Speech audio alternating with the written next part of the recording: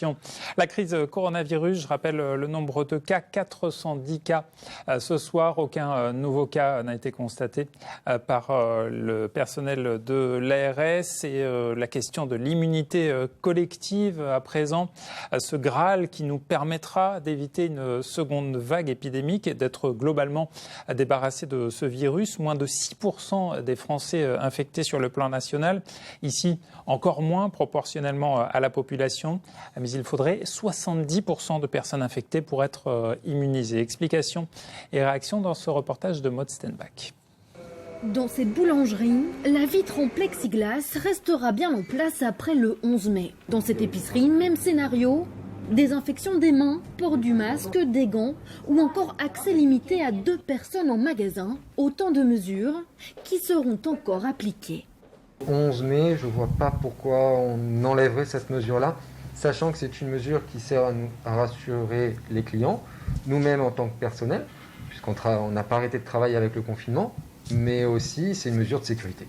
Ces mesures sanitaires, ces gestes barrières, certains Réunionnais veulent les garder dans leur quotidien. Je vais continuer comme actuellement parce que c'est quand même dangereux, c'est très très grave. Faire mes courses une fois tous les 15 jours et puis garder ses distances. Fabienne est restauratrice.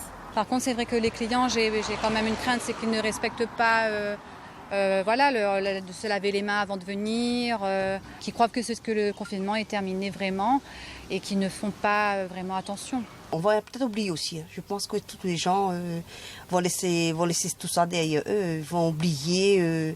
Même les gestes de barrière, c'est très difficile de faire, même dans les grandes surfaces, partout. Or, voilà le danger. Oublier le virus et reprendre nos habitudes d'avant la crise.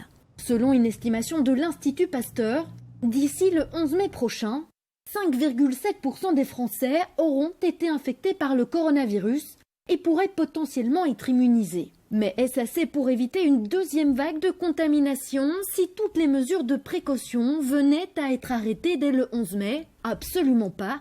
Pour que l'immunité collective soit efficace, il aurait fallu qu'elle soit de 70%. Il n'y a pas eu de mesure de cet ordre à La Réunion parce qu'il n'y a eu que 400 cas, mais on peut estimer que cette immunité à La Réunion est extraordinairement faible, bien inférieure à la plus basse de métropole compte tenu du peu d'exposition ici à La Réunion. L'hypothèse la plus raisonnable actuellement, c'est qu'il y ait encore beaucoup de place pour des microbes et donc des microbes en circulation et qui risqueraient une deuxième vague. Et ça pose le problème crucial pour La Réunion de la réouverture totale, partielle, avec ou sans confinement de l'aéroport. C'est vraiment la question numéro 1 qui se pose à La Réunion actuellement. À l'étranger, Singapour, cité en exemple au début de l'épidémie pour sa gestion de la crise sanitaire, fait face actuellement à une deuxième vague de contamination depuis le début du mois d'avril. Le confinement, qui devait s'achever début mai, sera finalement prolongé jusqu'à début juin.